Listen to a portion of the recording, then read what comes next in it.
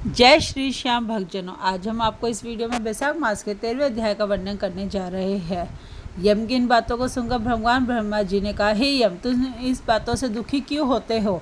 जो भी प्राणी सद्गुणों के प्रति श्यालु होता है उसको मृत्यु जैसी पीड़ा भोगनी पड़ती है। भगवान श्री हरि नाम का उच्चारण करने मात्र से ही प्राणी को सद्गति प्राप्त होती है। जिस राजा ने भगवान विष्णु के चरण कमलों का आश्रय लिया है वह वास्तव में प्रशंसा का पात्र है। उसने वास्तव में अपनी प्रजा के हित के लिए श्रेष्ठ कार्य किया है। तब क्यों न उसकी प्रजा का प्रत्येक जीव भगवान विष्णु के दिव्य लोक को प्राप्त करेगा। जिनकी जिया के अग्र भाग पर हरि का नाम उच्चारण रहता है, जो मन वचन और कर्म से भगवान विष्णु की भक्ति में लीन रहते हैं, जो उनका जप करते हुए उनकी महिमा का बखान करते हुए निश्चय ही समस्त पापों से मुक्त हो जाते हैं। उनको अश्वमेध यज्ञों का पुण्य फल प्राप्त होता है। वे निश्चय ही भगवान को प्रसन्न करके उनका सानिध्य प्राप्त करते हैं। जो यज्ञ करते हैं, जो कुरुक्षेत्र अथवा सरस्वती जैसे पुण्य क्षेत्र में स्नान करते हैं, उसको भी कुछ समय बाद पुनः जन्म धारण करना होता है। परंतु जो प्राणी वैशाख मास का विधि पूर्वक सेवन करता है उससे भगवान विष्णु सदैव प्रसन्न रहते हैं और वे इस प्राणी को सदैव सहायता करते हैं। हे धर्मराज, राजा कीर्तिमान का प्रभाव मेरे हाथ में नहीं है, क्योंकि वह भगवान विष्णु का भक्त है और विष्णु भक्त का अनिष्ट कर सकने की क्षमता किसी में नहीं है। भगवान उसे अभय करते हैं। जन्म, मृत्यु, जरा, व्याधि और भय उसे नहीं सता सकता है। यम जो स्वामी के द्वारा बताए गए नियम पर धैर्य के साथ कार्यरत करता है उससे कभी कोई अपराध नहीं होता है। अब तू इस कार्य में असमर्थ ही है तो तेरा क्या दोष? अतः अब तू सोच विचार मत कर। यह सुनकर यम के इस प्रकार दीन वचन कहे, हे देव, अब मैं अपने काम पर जाने को तैयार नहीं हूँ। जब तक मैं इस महायशस्वी राजा कीर्तिमान को अपने धर्म से च्युत नहीं कर देता हूँ तब तक मुझे चैन नहीं मिल सकता है। हे प्रभु, आप इस कार्य में मेरी सहायता कीजिए। इस कार्य को किए बिना मुझे अपने राज्य में लौटना अच्छा नहीं लग रहा है। यम की बात को सुनकर भगवान ब्रह्मा जी ने कहा, हे यम, तुम्हें इस विष्णु भक्त राजा से द्वेष करना उचित नहीं है। तुम उसका तनिष्क भी अनिष्ट करने में समर्थ नहीं हो सकोगे। अब तुम मेरे साथ भगवान विष्णु के क्षीर सागर में चलो, वे ही समस्या को उचित रीति से हल करने में समर्थ होंगे।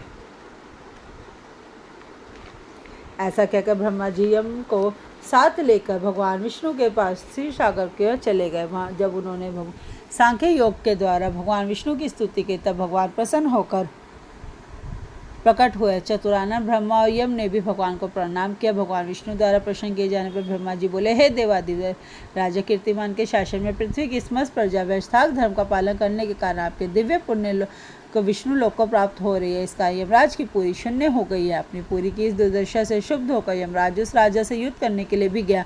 इससे उसे मारने के लिए अपना दंड भी उठाया, पर उस समय आपके चक्र ने राजा की रक्षा की यम को परास्त कर दिया। तब यह दुखी होकर लौटा है।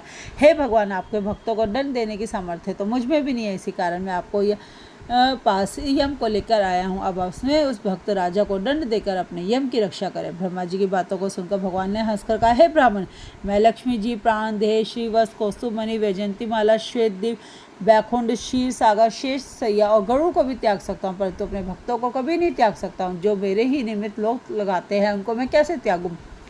तब भी है यह मैं तेरे इस कष्ट को दूर होने का उपाय बताता हूँ। राजा को मैंने 10,000 वर्ष की आयु दी है, उसमें से वह 8,000 वर्ष तो भोग चुका है। 2,000 वर्ष अभी शेष है। इस आयु को भोग कर वह मेरे समीप आ जाएगा। उसके बाद वेद नामक एक राजा होगा, वह महान दुराचार्य और पापात्मा होगा और उसके कारण समस्त धर्म का लोप हो जाएगा। तभी वैशाख धर्म भी नष्ट हो जाएगा और वह पापी राजा वेन अपने ही पापों से भस्म हो जाएगा। उसके बाद में पृथ्वी रूप से पुनः अवतीर्ण होकर धर्म की स्थापना करूंगा। हे यम, तू सोच मत कर, तेरे कार्य की सिद्धि हो जाएगी। वैशाख मास में होने वाले धर्म में भी तुझे भाग मिलेगा। राजा तुझे भी भाग देगा। तू इस चिंता संतान को त्याग कर पराक्रम करने के योग्य बन। पृथ्वी के जो प्राणी तेरे निमित्त स्नान, अर्ध, जल, कुंभ, दही, अन्न आदि का दान नहीं करेंगे उनके वैशाख मास में किए हुए कर्म निष्फल हो जाएंगे। राजा भी निश्चय ही तुझे तेरा भाग देगा। तू उसके ऊपर क्रोध मत कर। जो प्राणी तेरा भाग देकर वैशाख धर्म का पालन करेगा उनके कार्य में तू कोई विघ्न मत डालना। जो ऐसा ना करे उनको तू निश्चय ही दंड दे देना। उस राजा के तेरा भाग दिलाने के लिए मैं अपनी सुनंद को उसके पास भेजता हूँ। यह कहकर भगवान ने सुनंद को राजा के पास भेज दिया। सुनंद राजा को समझाकर वापस लौटाया तथा यम के सामने ही श्री भगवान को राजा की स्वीकृति भी बता दी। तत्पश्चात भगवान यम को समझाकर अंतर्धान हो गए।